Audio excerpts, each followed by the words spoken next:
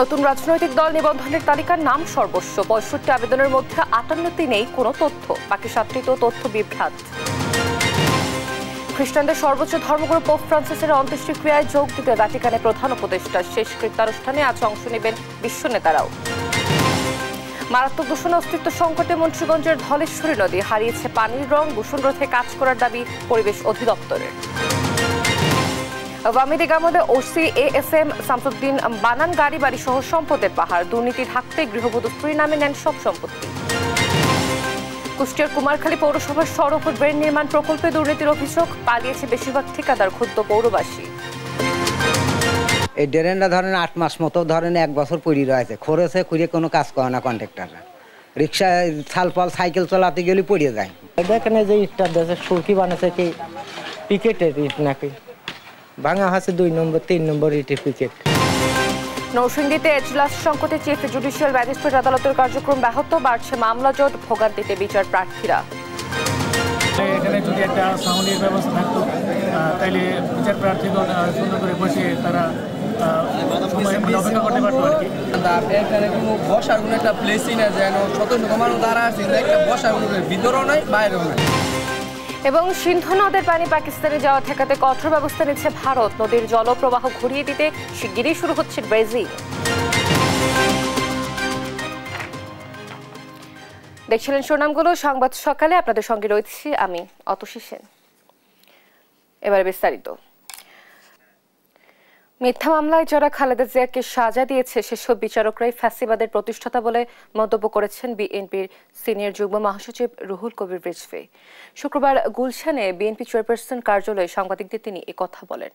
একই অনুষ্ঠানে বিএনপি নেতা শহীদ উদ্দিন চৌধুরী আনি বলেন, ফ্যাসিবাদ রুখতে আইন করে আওয়ামী লীগকে নিষিদ্ধ করা উচিত। মোহাম্মদ আলাউদ্দিনের রিপোর্ট। জুলাই গণ অভ্যুত্থানে শহীদ আব্দুল্লাহ বিন জাহিদের ক্যান্সার আক্রান্ত ছোট ভাই জিসানের চিকিৎসার জন্য গুলশানে বিএনপি চেয়ারপারসন কার্যালয়ে আর্থিক সহায়তা প্রদানের আয়োজন করেন আমরা বিএনপি পরিবার সংগঠন। অনুষ্ঠানে প্রধান অতিথি হিসেবে উপস্থিত থেকে বিএনপির সিনিয়র যুগ্ম মহাসচিব রুহুল কবির রিজভী বলেন, মিথ্যা মামলায় যারা খালেদা জিয়াকে সাজা দিয়েছে সেসব বিচারকরাই ফ্যাসিবাদের প্রতিষ্ঠা করেছে। ফ্যাসিবাদ কায়েম করি এবং প্রতিষ্ঠান ধ্বংসকারী এই ব্যক্তিরা বহাল তবিয়তে আছে। যদি দেশে না থাকে, পৃথিবীর যে কোনো প্রান্তেই থাকুক, তাদেরকে গ্রেপ্তার করা এবং ধরার দায়িত্ব হচ্ছে অন্তর্বর্তীকালীন সরকারের। একই অনুষ্ঠানে বিএনপি পরিবার রাজনৈতিক কর্মকাণ্ডের বাইরে মানবিক কাজ করে থাকে জানিয়ে দলটির যুগ্ম মহাসচিব শহীদ উদ্দিন এনি বলেন, ফ্যাসিস্ট সরকারের আমলে গুম খুনের শিকার ও জুলাই অভ্যুত্থানে হতাহতদের পাশে বিএনপি পরিবার সবসময় ছিল।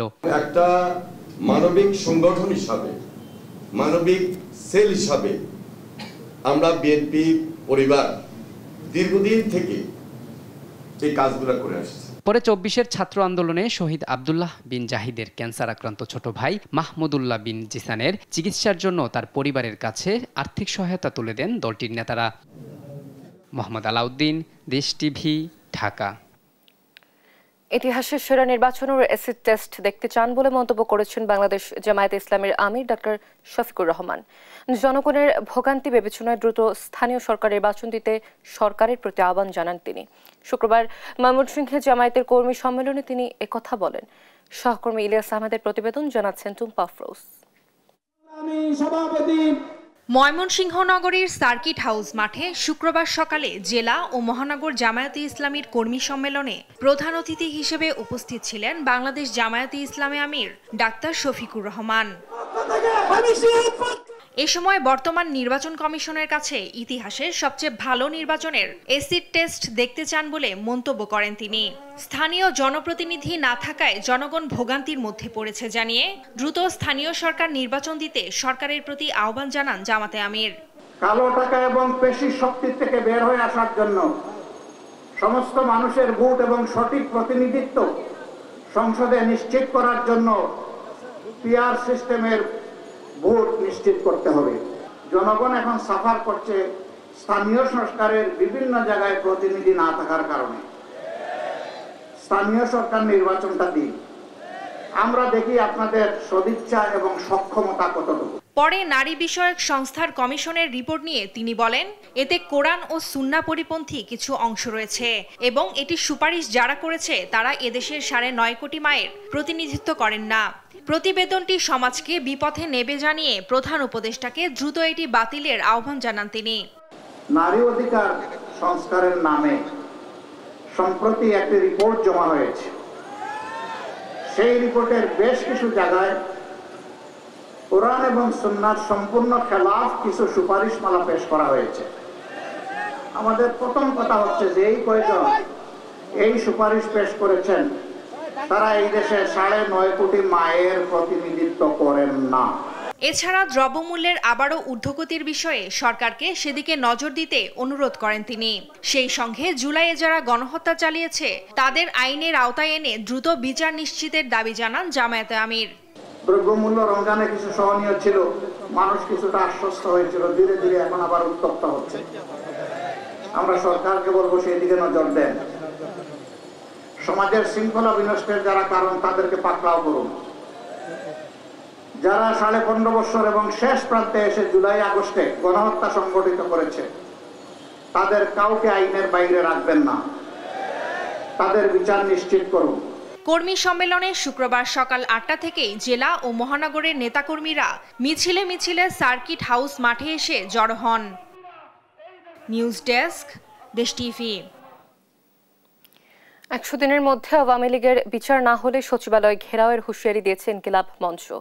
আর জাতীয় নাগরিক কমিটির উত্তরাঞ্চলের মুখ্য সংগঠক শারজিস আলম বলেছেন, অন্তর্বর্তীকালীন সরকার যদি জুলাই হত্যার বিচারের আগে অন্য কিছু করে তাহলে তারা প্রতিশ্রুতি ভঙ্গ করবে। শুক্রবার শাহবাগে এক সমাবেশে এসব কথা বলেন তারা। এই ঝিমেলের প্রতিবেদন।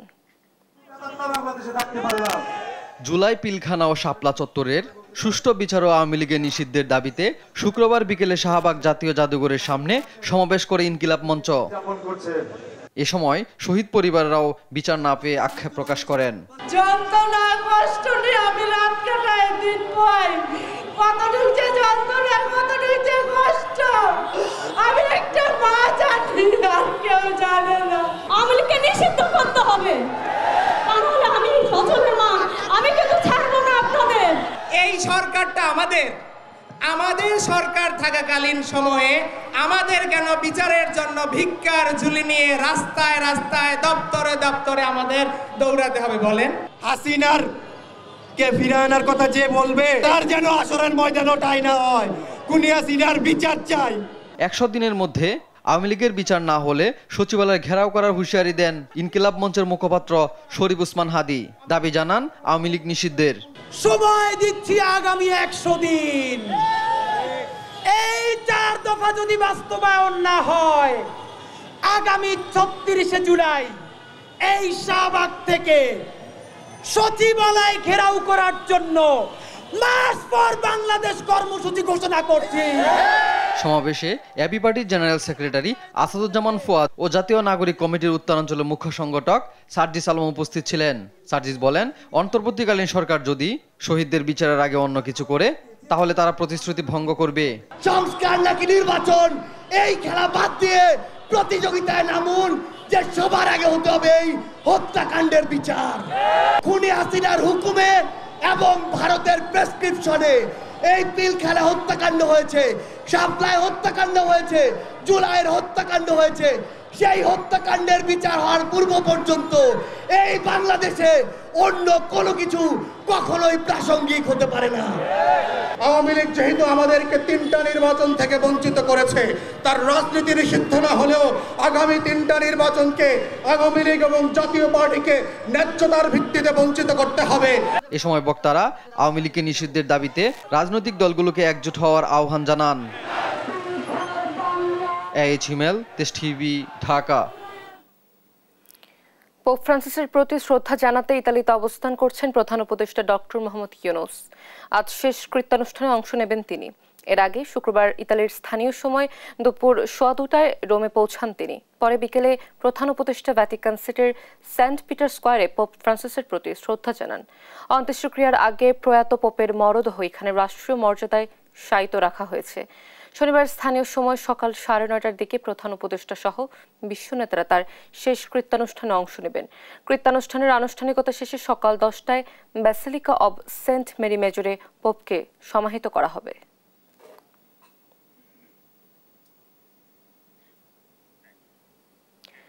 মারাত্মক দূষণে অস্তিত্ব সংকটে মুন্সিগঞ্জের ধলেশ্বরী নদী। আগে যে নদীর পানি স্থানীয়রা বাসার কাজের পাশাপাশি পান করতে পারত, সে নদী এখন দূষণে রং হারিয়ে ফেলেছে।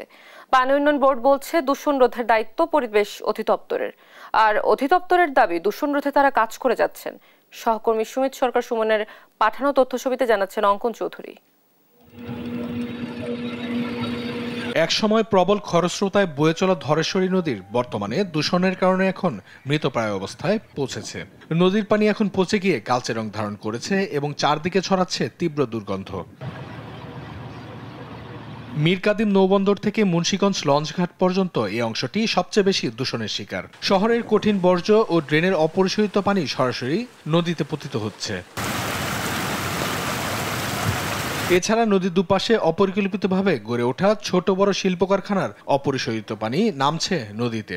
এতে দূষিত হচ্ছে নদীর পানি, যা পরিবেশ ও জনস্বাস্থ্যের জন্য মারাত্মক হুমকি হয়ে উঠেছে। পানি এখন এতটাই বিষাক্ত হয়েছে, মানুষ কিন্তু নিজের থালা বাসন তো এখানে ধুতে আসবে না। ধলেশ্বরী নদী আজকে দূষিত হয়ে একেবারে পানি কালো হয়ে যাচ্ছে।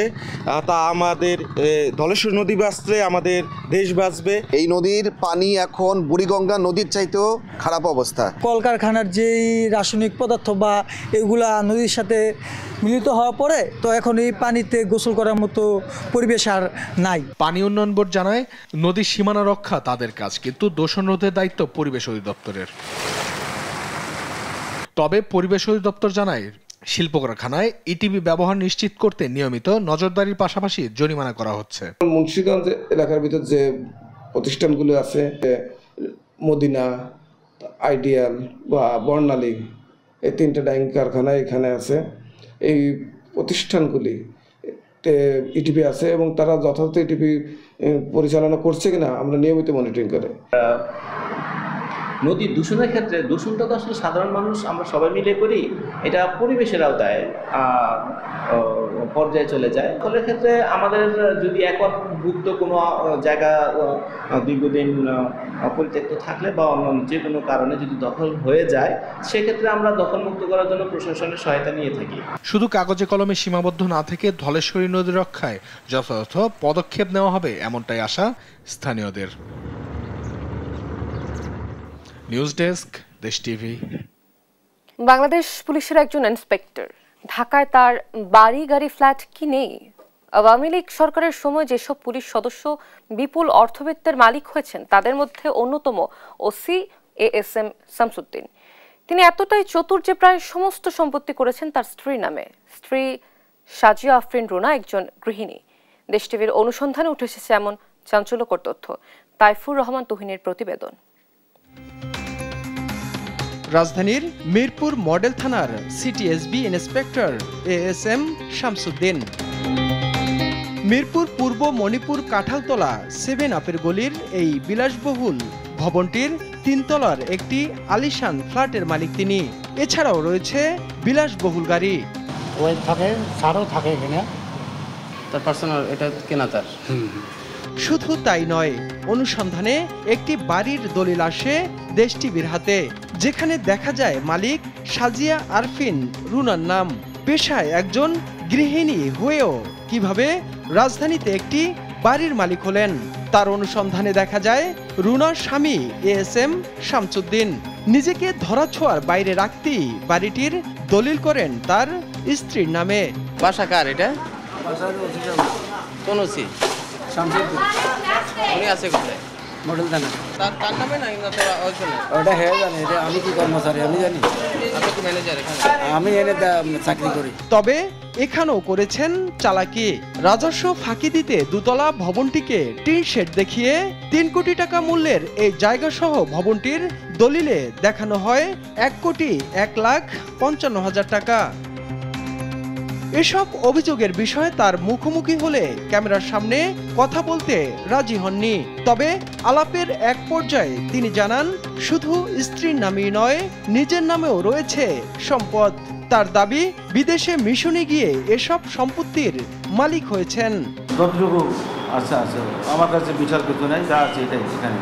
আমার কাছে মনে হয় যেন আমি অন্য করে বলছি বাবা এগুলো অপরাধজনক টাকা, তাহলে আপনি রিপোর্ট করে দেন। টিআইবির নির্বাহী পরিচালক ডক্টর ইফতেখারুজ্জামান জানান, পুলিশের জবাবদিহিতা ও বিচারহীনতার কারণেই ঘটছে এমন ঘটনা। আরো নিম্ন পর্যায়ের যারা তারা যে এই যে মানে বৈধের সাথে অসামঞ্জস্যপূর্ণ সম্পদের পাহাড় করতে পারেন, তারা কিন্তু ওই রোল মডেলটা অনুসরণ। পুলিশ তো শান্তিরক্ষা মিশনে যায়, কাজে পুলিশ তো বেশি উপার্জন করবে। এটাও কিন্তু এক ধরনের অপরাধকে বিচারহীনতা দেওয়ার একটা মানে যুক্তি ছাড়া আর কিছুই হতে পারে না। এটাকে নিয়ন্ত্রণ করার জন্য কিন্তু যথাযথ আইনি প্রক্রিয়া বিধান সমূহ আছে, সেগুলোর প্রয়োগ নাই। এই প্রয়োগটা নিশ্চিত করতে হবে। তাইফুর রহমান তুহিন, দেশ টিভি, ঢাকা। কুষ্টিয়ার কুমারখালী পৌরসভার সড়ক ও ড্রেন নির্মাণ প্রকল্পে উঠেছে ব্যাপক অনিয়ম ও দুর্নীতির অভিযোগ। প্রকল্পের অধিকাংশ কাজ ফেলে পালিয়েছে ঠিকাদাররা। যে কাজগুলো চলমান রয়েছে তাও করা হচ্ছে নিম্নমানের সামগ্রী দিয়ে দায়সারাভাবে। ফলে ঠিকাদার ও পৌর কর্মকর্তাদের যোগ সাজস্যে প্রকল্পের 27 কোটি টাকায় জলে যাওয়ার শঙ্কা দেখা দিয়েছে, জানে ক্ষুব্ধ পৌরবাসী। ইরফান রানার ক্যামেরায় কুষ্টিয়া থেকে নাহিদ হাসান তিতাসের রিপোর্ট।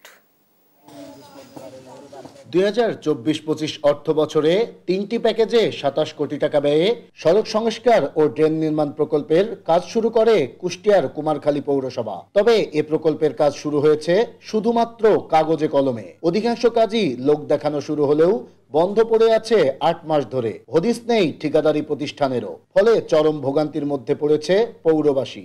এই ড্রেনটা ধরেন 8 মাস মতো ধরেন 1 বছর পড়ে রয়েছে, খরচে খুঁড়ে কোনো কাজ করে না কন্ট্রাক্টররা। রিক্সায় ছালপাল সাইকেল চালাতে গেলে পড়ে যায়, ভ্যান নিয়ে আসলেই পড়ে যায়, রাত্রি তার ওরা ঠিক পায় না। এই পানি থাকা কালে একদম ধরেন নতুন বউটনি বাড়ি যাচ্ছিল, অভিজ্ঞা ভ্যান ট্যান নিয়ে সব পড়ে গেছিল। এমনিতে ভ্যান চলতে পারে না, ভ্যান ওর মধ্যে গড়িয়ে চলে যায়, অটো গড়িয়ে চলে যায়, তাহলে আমার সমস্যা না, বাড়ি ঘর পানিতে তলা ডুবে যায়। আমাদের খুবই সমস্যা, খোয়া পানি ফেলাছে গেছে আর কোনো কামই হচ্ছে না। মানে এই রাস্তায় 4-5টা রাস্তায় আমার খোয়া পানি ফেলাছে আর কোনো কামই হচ্ছে না। আর এ প্রকল্পের যে কাজগুলো চলমান রয়েছে তাও চলছে নিম্নমানের সামগ্রিক দিয়ে দায়সারাভাবে। মেয়াদ শেষ হয়ে গেলেও অর্ধেকও শেষ হয়নি সড়ক সংস্কার ও ড্রেন নির্মাণের কাজ। ফলে ঠিকাদার ও পৌর কর্মকর্তাদের যোগ সাজস্যে প্রকল্পের 27 কোটি টাকাই জলে যাওয়ার শঙ্কা দেখা দিয়েছে, জানিয়ে ক্ষুব্ধ পৌরবাসী। কাজ আছে, ড্রেন হবে কালি পর্যন্তই, তাটা আমার কোনো কিছু কাজ আমরা কাজ করেও না, আবার যারা কাজ করে তারাও আসে না। নতুন কাজের মতন হচ্ছে না, কাজটা একটু ভালো করলে ভালো হয়। দেখেন যে ইটটা দেশে সুরকি বানাচ্ছে কি পিকেটের ইট নাকি ভাঙা হচ্ছে 2 নম্বর 3 নম্বর ইটের পিকেট। এ বিষয়ে ঠিকাদারি প্রতিষ্ঠানের সাথে যোগাযোগের চেষ্টা করেও তাদের পাওয়া যায়নি। তবে চলমান কাজে অনিয়মের বিষয়টি স্বীকার করে পৌর কর্তৃপক্ষ বলছে প্রকল্পের সব কাজ দ্রুত সময়ে শেষ করতে চেষ্টা করছেন তারা। যদি চলতি বর্ষার কারণে আমরা বিঘ্নিত না হই তাহলে আশা করা যায় নির্ধারিত সময়ে কাজ শেষ হবে। অতিরিক্ত পানি নিঃসরণের কারণে বালুর সাথে হয়তো কোথাও একটু কেলে মিশ্রিত হয়ে যায়। আমরা সবাই সেখানে সম্মিলিতভাবে চেষ্টা করছি তার নিম্নমানের বালু অপসারণ করে পরিষ্কার পরিচ্ছন্ন বালু দিয়ে আজকে সেটা ঢালাইয়ের প্রস্তুতি নেওয়া হয়েছে। অবশ্যই কোনো লিখিত অভিযোগ হলে আমরা কমিটির মাধ্যমে হোক এবং ঢাকা অফিসের মাধ্যমে হোক অথবা আমাদের এখানে নিয়োগকৃত পিডি দপ্তরের ইঞ্জিনিয়ার আছেন, তারা প্রয়োজনীয় ব্যবস্থা গ্রহণ করবেন। উন্নয়ন কাজে এমন অনিয়মের সাথে জড়িতদের বিরুদ্ধে ব্যবস্থা সহ দ্রুত সময়ের মধ্যে সঠিকভাবে কাজ শেষ করার দাবি স্থানীয়দের। নাহিদ হাসান তিতাস, দেশ টিভি, কুষ্টিয়া। নরসিংদীতে এজলাস সংকটে ব্যাহত হচ্ছে চিফ জুডিশিয়াল ম্যাজিস্ট্রেট আদালতের বিচার কার্যক্রম। একদিকে যেমন দীর্ঘ হচ্ছে মামলা জট, অন্যদিকে ভোগান্তিতে পড়তে হচ্ছে বিচার প্রার্থীদের। ভোগান্তি কমাতে দ্রুত চিফ জুডিশিয়াল ম্যাজিস্ট্রেট ভবন নির্মাণের দাবি তাদের। জনদুর্ভোগ নিরসনে দ্রুত সময়ের মধ্যে 10 তলা চিফ জুডিশিয়াল ম্যাজিস্ট্রেট ভবন নির্মাণের আশ্বাস দিয়েছে গণপূর্ত বিভাগ।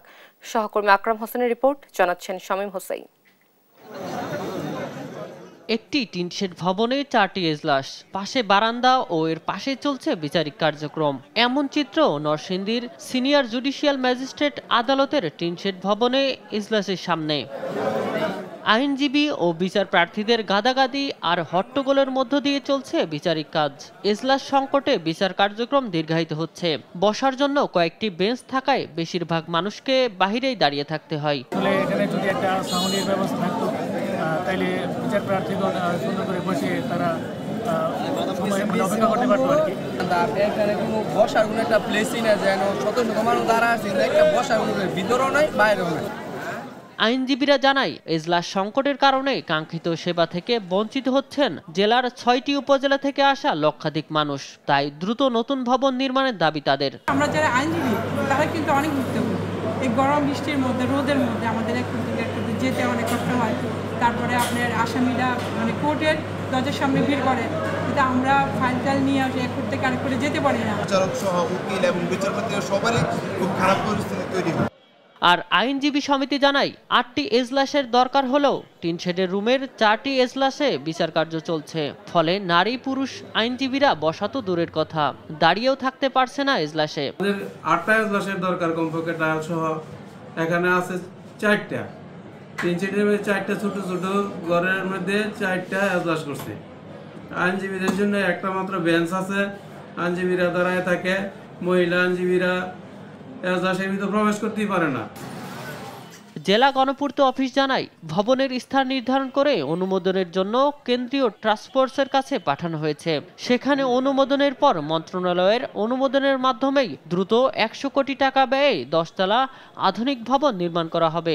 যে জায়গাটা আমরা নির্ধারণ করেছি, এটা ডিজিটাল সার্ভে সম্পন্ন করেছি এবং জায়গাটা অনুমোদনের জন্য কেন্দ্রীয় টাস্ক ফোর্স কমিটির কাছে প্রেরণ করা হয়েছে। যদি জায়গাটা আমরা অনুমোদন পেয়ে যাই, সেক্ষেত্রে আমরা দ্বিতীয় পর্যায়ে প্রকল্পটি অনুমোদনের জন্য মন্ত্রিসভায় উত্থাপিত হবে এবং যদি আমরা অনুমোদন পাই, আমরা খুব দ্রুতই ফিল্ডে কাজ শুরু করতে পারব।